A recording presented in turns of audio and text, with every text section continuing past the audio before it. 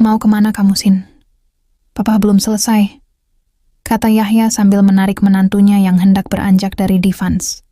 Bukannya barusan sudah Pak Wanita yang biasa dipanggil Sinta itu berseru, dengan perlakuan baik ayah mertuanya. Ia tak mengira, tinggal berdua bersama sang mertua akan membawanya pada sebuah kisah lain di antara mereka. Semua bermula setelah 2 minggu Sinta dan Agus suaminya menikah. Pengantin baru itu masih sangat berbunga-bunga dengan indahnya madu cinta. Hari-hari mereka lalui dengan banyak berolah asmara. Bulan madu pun sudah dilalui hingga tiba di mana waktunya Agus kembali berlayar. Pekerjaannya yang menjadi awak kapal perniagaan mengharuskannya meninggalkan sang istri untuk jangka waktu yang lumayan lama. Nggak bisa ditunda ya Mas perginya? Nggak bisa, Sin. Cutiku sudah 3 minggu kan?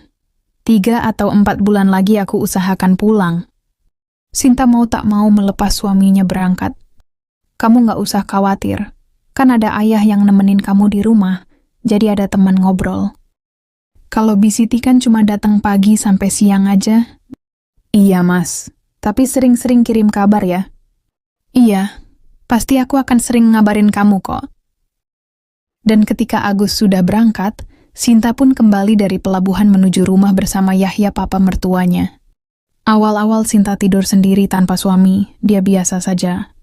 Tapi, setelah 1 minggu, dia mulai merasa rindu akan kehadiran suaminya. Setiap menjelang tidur, ia punya kebiasaan baru, yakni melatih jemarinya. Menyenangkan diri sendiri sambil membayangkan saat Agus menunaikan kewajibannya. Kebiasaan barunya itu pun ia dilakoni berhari-hari, tanpa ada yang mengetahuinya. Sampai suatu malam, papa mertuanya pamit pada Sinta untuk keluar sebentar. Katanya mau ngopi di luar bersama temannya yang datang menjemputnya.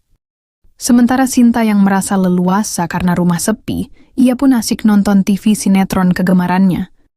Tapi, di tengah tontonan TV tersebut, tepatnya ketika ada cuplikan mesra dalam sinetron, entah kenapa bayangan Skibidi Papap dengan suaminya muncul kembali. Saat itu kebetulan ia menggunakan daster seperti biasa. Dan karena tak ada siapapun saat itu, jadilah Sinta mengolah jemarinya di sana. Seperti pada malam-malam sebelumnya, daster serta segitiga bermuda pun tanggal, sambil berseru mengiringi langkah jemarinya. Khayalannya terbang jauh, bahkan saking jauhnya, Sinta tak menyadari jika ada sepasang mata tengah memperhatikannya. Rupanya, Yahya sudah berdiri di depan pintu, karena pulang tanpa sepengetahuan menantunya. Seketika keinginan pria itu pun melambung. Dia memeriksa perahu layarnya, yang rupanya telah hormat pada parkirannya. Sinta, panggil Yahya pelan. Tapi suara itu bagai suara petir yang menyambar. Sinta terlonjak kaget, dan seketika bingung dengan kehadiran ayah mertuanya. Yahya yang memperhatikan menantunya salah tingkah, kemudian duduk di samping Sinta. Kamu kangen sama Agus ya, Sin? Sinta hanya menunduk, karena benar-benar malu menoleh ke arah ayah mertuanya. Tapi tanpa dikira Sinta, Yahya justru menggenggam tangannya. Dengan perasaan kaget, Sinta mencoba menariknya. Tapi yang ada, Yahya justru enggan untuk melepasnya. Mungkin Papa bisa bantu kamu, Sin? Ih, Papa ngomong apa sih, Pak? Aku ini menantu Papa. Papa kan cuma tanya. Kalau enggak, ya enggak Papa. Saut Yahya sambil mengedipkan mata. Sinta panas dingin oleh sikap mertuanya. Jantungnya berdebar lebih cepat, khawatir Yahya akan bertindak lebih mulia dari sebelumnya. Tapi rupanya tidak. Ya udah, Papa masuk dulu ya. Kalau kamu ada perlu, temui aja Papa, ujar Yahya sambil tersenyum, lalu pergi menuju kamarnya. Sinta pun diam 1000 bahasa, dan setelahnya ia mematikan TV dan pergi ke kamarnya. Praktis malam itu, ia pun tak tenang. Di kamar, Sinta kembali mengingat bagaimana tadi Yahya begitu dekat saat berbicara dengannya. Dia mengira, pasti ayah mertuanya tadi, juga sempat melirik rerumputan Sahara dan lain-lainnya. Duh, mau ditaruh mana mukaku kalau besok ketemu Papa, gumamnya. Pagi harinya, Sinta yang sudah mandi, segera menyiapkan sarapan untuk dia dan ayah mertuanya. Kira-kira setengah jam kemudian, Yahya yang baru terjaga, langsung mendekati menantunya yang sibuk mencuci peralatan bekas masak. Sinta tak menyadari kedatangannya, apalagi Yahya sengaja berdiri di belakang, sebelum berbicara di dekat telinga menantunya. "Buatkan papa kopi ya." Sontak Sinta kaget bukan kepalang.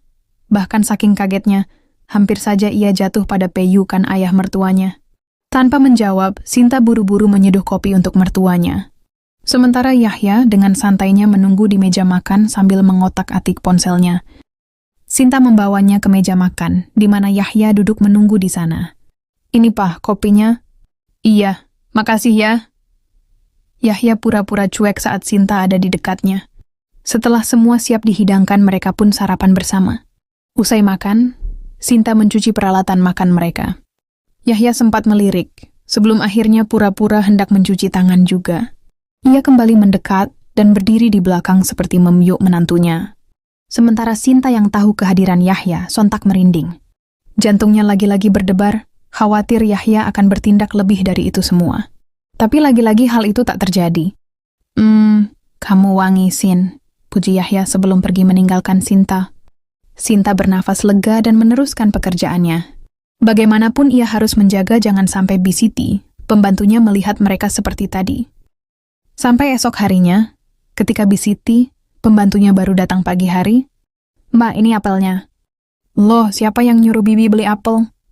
"Kemarin Bapak pesan, supaya saya beli dulu sebelum kemari, Mbak." Dan saat itulah Sinta paham. Rupanya Yahya mulai berani meyayunnya dengan cara yang manis dan rahasia. Sampai beberapa hari kemudian, Sinta yang selalu dirayu oleh mertuanya berupa perlakuan nuakal, makin lama pun makin terlena. Bahkan wanita itu mulai terkesima dengan perlakuan baik mertuanya. Hingga suatu ketika, hujan turun dengan deras sejak sore hari. Sinta sudah menyiapkan lilin di beberapa tempat di rumah untuk mengantisipasi pemadaman listrik nantinya. Dan rupanya, perkiraan Sinta itu terbukti benar. Malam belumlah larut ketika listrik padam tiba-tiba. Saat itu, ia berada di depan televisi. Sedang mertuanya ada di kamar. Ada sebuah pesan masuk di handphone Sinta, yang ternyata dari Yahya menanyakan keberadaannya. Setelah Yahya tahu, pria itu berjalan perlahan mendekat pada Sinta yang masih duduk di kursi tamu.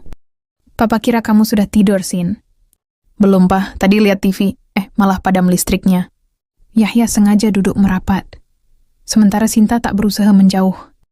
Ia bahkan ingin tahu bagaimana tekad Yahya yang sebenarnya. Selama beberapa hari terakhir, ia selalu saja merasa deg-degan dengan tingkah Yahya. Dengan ragu, Yahya mendekatkan wajahnya, hingga deru nafas itu membuat Sinta merinding seketika. Hingga sebuah sambutan perkenalan Sinta terima, ia pun tak berusaha menghalaunya. Kebaikan itu terlaksana dalam suasana gelap. Hanya cahaya kilat yang sesekali menerangi mereka dari luar jendela. Yahya tak memerlukan waktu lama untuk menghadirkan keinginan Sinta. Bahkan dalam sekejap, ia berhasil meletakkan kabinet serta segitiga dan bersiap melajukan perahu layarnya. Seruan kebaikan sesekali terdengar bersamaan dengan hujan yang tak kunjung reda. Secara konsisten, Yahya melajukan perahu tersebut, dan tentu dengan variasi yang berbeda-beda. Hingga ketika Sinta mengalami banjir bandangnya, secara bersamaan pula Yahya meletakkan pundi-pundi kebaikan pada pelabuhan yang dijaga menantunya. "Kamu nggak keberatan kan Papa parkir di dalam?" "Udah resiko kan, Pa, biarin aja." Akhirnya, sejak malam itu, Sinta sudah ada yang menemani istirahat di sampingnya. Bahkan tak jarang, mereka mencuri waktu bersama di siang hari. Yahya yang seorang pensiunan pegawai negeri memang tak banyak mempunyai kesibukan di luar. Sehingga, bukan hal yang memberatkan jika kini kesibukannya hanya membahagiakan menantunya. Kebersamaan mereka pun berlanjut hingga 3 bulan lamanya. Dan benar apa yang dikatakan Agus, di 3 bulan tersebut ia pulang menemui istri dan ayahnya. Kepulangan Agus secara otomatis membuat jadwal skibidi papap Yahya dan Sinta tertunda. Sinta sering berpura-pura bahagia saat menunaikan kewajiban bersama Agus. Padahal yang ia rasakan sangat berbeda antara suami dan ayah mertuanya. Agus hanya seperlunya sendiri, mencari sesenangannya lalu kemudian tidur. Tak peduli perasaan Sinta yang masih ingin bercanda, dan tentu ingin dimanja. Hampir seminggu Agus tinggal di rumah. Selama itu pula Sinta terpaksa harus menahan keinginan untuk rapat paripurna dengan Yahya. Hingga seminggu berikutnya, "Sin, Mas besok harus sudah kembali. Kamu baik-baik ya di rumah?" "Iya, Mas. Kamu juga hati-hati ya." "Oh iya, semoga kamu cepat halim ya." "Mudah-mudahan Mas, doain aja." Sore setelah mengantar suaminya ke pelabuhan, Sinta pun segera mencari keberadaan Yahya. Di depan ruang keluarga, keduanya menuntaskan keinginan dan mengobati kewinduan yang selama seminggu diredam. Begitu pula dengan malam-malam selanjutnya, keduanya melanjutkan kebaikan itu tanpa seorang pun yang mengetahuinya. Sampai suatu pagi, Yahya yang masih tidur sedikit terganggu dengan suara orang yang sedang muntah. Pria itu segera menyadari jika ia sedang bersama Sinta, dan kini menantunya itu tak ada di sampingnya. Yahya bergegas menuju kamar mandi di kamarnya, dan melihat Sinta yang bersandar di samping bak air. "Kamu kenapa, Sin?" "Nggak tahu, Pak. Sudah dari tadi malam, aku pusing. Kupikir setelah dipakai tidur, bakalan sembuh. Tapi, paginya malah mual, Pak," kata Sinta. Sementara Yahya mencoba mengurut punggung menantunya. Pria itu lantas menuntun Sinta kembali ke kamar, lalu ia membantu menantunya itu rebuahan di divans. "Masuk angin mungkin, Sin?" "Nggak tahu juga, Pak. Gini aja, Sin. Papa mandi dulu, terus Papa belikan sarapan. Kalau sampai jam 9 pagi kamu masih mual, kita ke dokter ya." "Iya, Pak. Aku ikut kata Papa aja." Pagi itu Sinta tak bisa menelan banyak makanan. 2 sendok nasi uduk sudah kembali membuatnya mual. Akhirnya mereka pun ke rumah sakit. Setelah melalui berbagai pemeriksaan, dokter menyarankan untuk membawa Sinta ke dokter bersalin. "Apa kamu beneran halim, Sin?" "Nggak tahu, Pak. Tapi Papa seneng kan kalau aku halim?" "Iya, Sin, Papa seneng banget lah," kata Yahya yang membuat wajah Sinta bersemu. Setelah dokter memastikan bagaimana keadaan Sinta, mereka pun diberikan keterangan jika saat itu memang benar Sinta halimah, dan usianya sudah 1,5 bulan. Hal itu bisa dipastikan jika itu adalah hasil jerih payah mertuanya. Karena terakhir kali Agus skibi dipapap, yaitu baru seminggu yang lalu. Dan sebelum itu, Yahya lah yang rajin menabung pundi-pundi kebaikan pada sang menantu. "Papa senang, berarti Papa masih unggul ya?" "Iya, Pak. Aku juga bahagia, Pak." Sejak itu, perhatian yang diberikan Yahya sangat berlebih untuk Sinta. Dia benar-benar menjaga kesehatan dan menyediakan segala kebutuhan Sinta. Apapun yang diinginkan Sinta pun dengan sesegera mungkin dipenuhinya. Yahya menjadi sosok ayah yang benar-benar siaga untuk Sinta dan calon putranya. Dan seiring berjalannya waktu, dari hari ke hari, usia kehaliman Sinta pun bertambah besar. Di saat kehaliman menginjak 7 bulan, diadakanlah selamatan untuk Sinta. Agus berkesempatan pulang saat itu. Dia berterima kasih sekali pada papanya, yang sangat baik menjaga Sinta dan calon putranya. "Gak usah sungkan sama Papa, Gus. Sudah semestinya Papa seperti itu." "Oh ya, gimana kerjaanmu? Kamu belum bisa pindah ya?" "Kerjaanku baik, Pak. Aku belum menyelesaikan kontrak kerja. Masih ada 3 tahun lagi. Setelah itu baru bisa ngajukan pindah, Pak." Ya sudah. Jangan banyak pikiran. Biar yang di rumah Papa yang jaga." "Kamu jadi berangkat kapan? Setelah Sinta bersalin?" "Nggak bisa, Pak. Cutiku paling lambat 10 hari lagi." Ya, Papa ngerti. Jadi pas putramu hadir nanti, kamu nggak bisa nungguin ya, Gus?" "Sepertinya gitu, Pak. Tolong dampingi Sinta ya, Pak." "Kamu tenang aja, Gus. Papa akan lakukan yang terbaik untuk keluarga kita." "Iya, Pak. Aku percaya, Papa." Dan setelah Agus kembali pergi berlayar, maka Sinta dan Yahya pun kembali mendayung sampan kebahagiaan. Hal itu berlanjut, bahkan hingga menjelang persalinan hampir tiba. Keadaan Sinta yang sudah berubah justru membuat gemas Yahya, hingga selalu ingin skibi dipapap saja. Seperti pagi itu, pagi-pagi gini, memang pas sarapan Ibu Halim ya. Sinta tersenyum mendengar kata-kata Yahya. Ia lalu duduk di tepi divans, sementara Yahya menunduk memberi perhatian rerumputan padang Sahara menantunya. Setelah Sinta dilanda banjir bandang, Yahya pun merubah haluan sebelum akhirnya melajukan perahu layar itu secara konsisten, namun sedang-sedang saja. Perlahan namun pasti, Sinta berseru dengan nada yang tak jelas maknanya. Rupanya, ia sampai pada tujuan, padahal baru memulai rapat paripurna rutinan. Tapi di tengah kebaikan tersebut, waduh Pak, kok peyud aku tiba-tiba nyeri ya? Meski belum menyelesaikan urusannya, Yahya pun tetap selalu tanggap. Ia berlari ke kamar mengambil kabinet serta segitiga bermuda, lalu membantu merapikan menantunya. Yahya mencoba tetap tenang mengendarai mobil, meski Sinta berseru selama perjalanan ke rumah sakit. Sesampai di sana, dokter segera menanganinya. Tak lupa Yahya mengirim pesan pada Agus, mengabarkan jika istrinya sedang proses bersaluin. Dan barulah hampir sore tiba, ketika akhirnya anggota baru terlahir ke dunia. Seorang putra berwajah mirip dengan kakeknya Yahya. Walaupun Agus merupakan suami Sinta, tapi mata dan alisnya banyak meniru kakeknya. Pah, gantengnya mirip banget ya sama papa. Iyalah, kan putra papa, hihihi. Sinta berbisik pada Yahya sambil memberi minum putranya. Sementara Yahya yang memperhatikannya, sesekali menelan ludia. Papa, juga mau dong? Papa, sabar di rumah kan bisa. Iya, tapi janji ya. Akhirnya Yahya hanya bisa menuruti ucapan menantunya. 3 hari kemudian, mereka pun pulang ke rumah. Bisiti, pembantu mereka pun sudah bekerja kembali. Wah, gantengnya Mbak. Mirip-mirip kakeknya ya. Sinta dan Yahya merasa kaget dengan kata-kata Bisiti.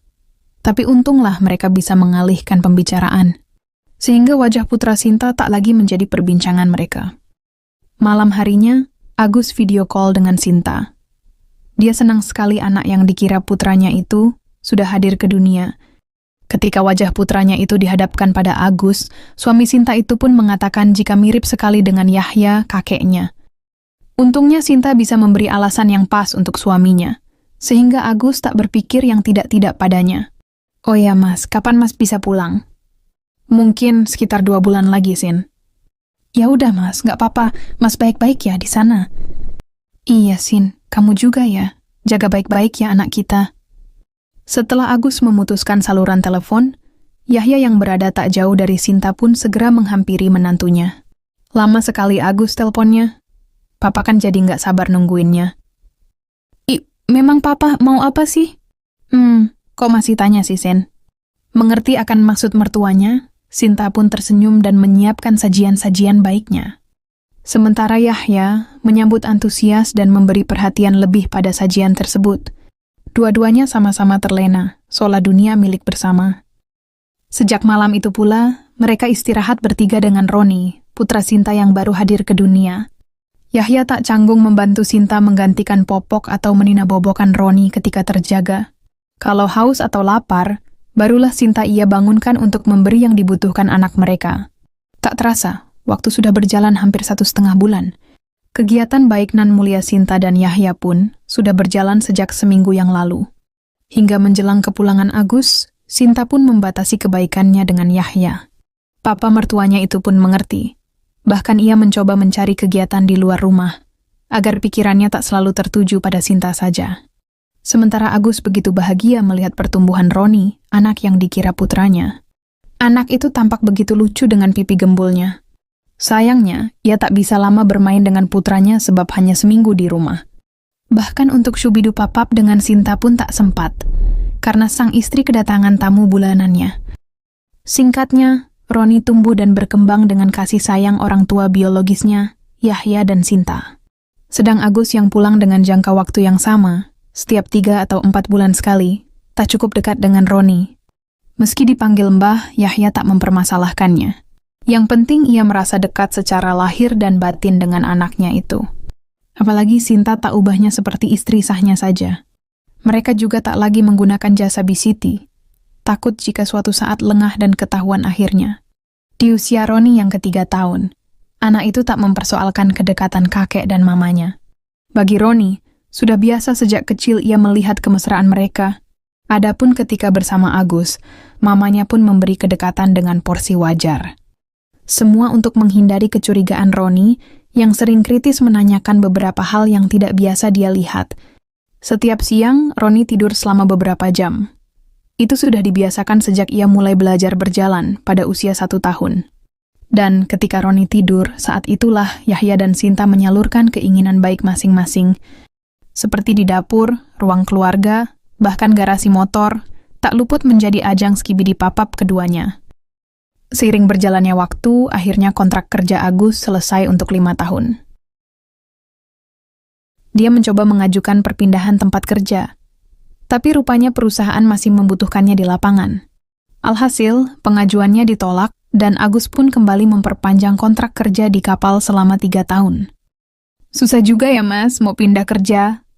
Tanya Sinta sewaktu Agus pulang ke kampung halamannya. Ya, mau gimana lagi, Sin? Mungkin setelah 3 tahun, aku baru dipertimbangkan untuk pindah. Iya mas, terus berangkatnya lagi kapan? Mungkin sekitar 2 atau 3 minggu lagi, Sin. Tergantung selesainya pembaruan. Jadi bisa agak lama di rumah. Iya mas, biar sedikit santai juga. Hari-hari Sinta dan keluarganya pun berjalan cukup harmonis. 2 minggu lebih ketika akhirnya Agus sudah mendapatkan kembali surat untuk kepentingan berlayarnya. Oh iya Sin, mungkin pelayaranku kali ini agak lama, sekitar 5 atau 6 bulan. Ya nggak apa-apa mas, yang penting hati-hati ya. Dan pergilah Agus dengan harapan di hatinya. Seperti biasanya, begitu Agus pergi, Yahya dan Sinta langsung saja mengumbar kebaikan mulia mereka seperti sebelumnya. Maklum saja, biasa sehari semalam mereka rapat paripurna, dan selama 2 minggu ada Agus, mereka harus menahan keinginan mereka. Pagi itu, setelah mengantar Roni ke sekolah TK, Sinta bergegas pulang. Sampai di rumah, ia kunci semua pintu, lalu masuk ke kamar Yahya, di mana sang mertua sudah menunggu menantunya. Yahya yang sudah menyiapkan perahu layarnya, segera beranjak menghampiri Sinta yang sedang meletakkan kabinet serta segitiga bermuda. Sambutan demi sambutan pun tercipta. Tak ingin berlama-lama, Sinta segera menyiapkan sajian baiknya. Ia sendiri sudah tak sabar karena menahan keinginan sejak pergi mengantar Roni. Begitupun dengan Yahya, tanpa banyak bertanya, ia segera melajukan perahu pada pelabuhan menantunya. Mereka saling memberikan kebaikan masing-masing hingga beberapa saat lamanya. Baik Yahya dan Sinta tiba di pangkalan udara. Bersambung dulu ya, Pak. Sinta jemput Roni dulu. Ya, Sin, Papa tunggu ya. Sahut Yahya memperhatikan Sinta sambil tersenyum setelah menyelesaikan tujuannya. 1 tahun, 2 tahun pun berlalu. Meski usia Yahya bertambah, tapi tak merubah spirit dalam dirinya. Dan ketika Agus menyelesaikan kontraknya di tahun ketiga, akhirnya perusahaan tempatnya bekerja menerima pengajuannya untuk bekerja di kantor saja. Sejak itu pula keakraban Sinta dan Yahya mulai berubah. Sejak Agus tak lagi berlayar, secara otomatis, Sinta dan Yahya harus pandai-pandai mencari waktu untuk bersama. Apalagi, kesibukan Sinta juga tak sedikit dengan mengurus suami dan putranya. Sinta seringkali menghabiskan waktu istirahatnya untuk tidur karena lelah. Berbeda dengan dulu, jika tiba saat beristirahat, dia akan memanfaatkannya dengan skibidi papap dengan mertuanya. Kini Sinta hanya menuruti keinginan Agus saat meminta haknya. Dan hal itu membuat keakrabannya dengan Yahya menjadi dingin dengan sendirinya. Lambat laun Yahya hanya dapat memendam keinginannya. Ia banyak menghabiskan waktunya keluar rumah, berkumpul dengan teman-teman pensiunnya, sambil bercerita masa lalu. Tapi, itu tak lama. Ia jenuh. Sampai kemudian Yahya bertemu istri dari mendiang temannya yang bernama Farida. Yahya merasa terpikat pada wanita yang sudah berstatus janda itu. Ia coba mengakrabkan diri dengan Farida. Dan rupanya rasa kagumnya itu tak bertepuk sebelah tangan. Wanita yang sudah menjanda selama 10 tahun itu pun akhirnya menerima pinangan Yahya. Yahya sendiri sudah mengatakan niatnya untuk menikah lagi pada Agus dan Sinta. Agus menyetujui saja niat ayahnya. Berbeda dengan Sinta yang sedikit tak merelakan ayah mertuanya itu memiliki kedekatan dengan wanita lain selain dirinya. Tapi, untuk mencegah pun tak mungkin. Keakrabannya dengan Yahya meski sudah menghasilkan 1 jiwa, tak bisa lagi seperti dulu. Sinta tak ingin dicemooh orang-orang jika sampai bercerai dengan Agus, karena ketahuan menjalin ikatan dengan mertuanya sendiri. Jadi, mau tak mau, ia pun terpaksa menyetujui niat Yahya untuk menikah lagi. Setelah menikah dengan Farida, Yahya tidak tinggal seatap dengan Agus dan Sinta. Ia kembali ke rumahnya sendiri yang lama tak ditempati, semenjak tinggal bersama Sinta dulu. Kedua suami istri paruh baya itu cukup berbahagia. Setidaknya mereka bisa saling menyayangi dan melengkapi di sisa umur mereka.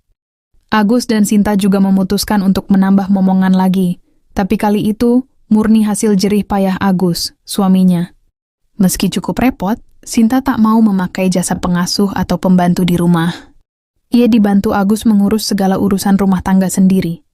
Untunglah, saat anak keduanya hadir ke dunia, Roni yang sudah cukup besar bisa membantu menjaga adiknya. Lama-kelamaan, Sinta mulai terbiasa menikmati kehidupan rumah tangganya bersama Agus.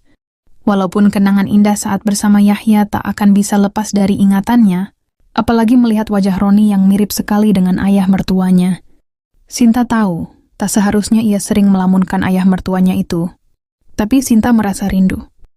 Sampailah suatu hari, Sinta yang hampir tak bisa meredam rindu pada Yahya, mengusulkan pada suaminya untuk menjenguk kedua mertuanya. Agus setuju dengan niat Sinta itu. Mereka pun berangkat sekeluarga menuju rumah Yahya. Farida dan Yahya sangat senang dengan kedatangan anak, menantu dan cucu mereka. Hari itu, mereka membuat acara masak dan makan bersama di kebun. Sinta membantu Farida memasak, sementara Yahya dan Agus menyiapkan tempat untuk mereka makan nanti. Setelah semua siap, mereka pun makan bersama. Anak-anak tampak riang. Mereka makan sambil bermain. Yahya kebetulan duduk di samping Sinta. Hati Sinta senang sekali. Sesekali ia menoleh ke arah Yahya. Awalnya Yahya mengira hal itu biasa saja.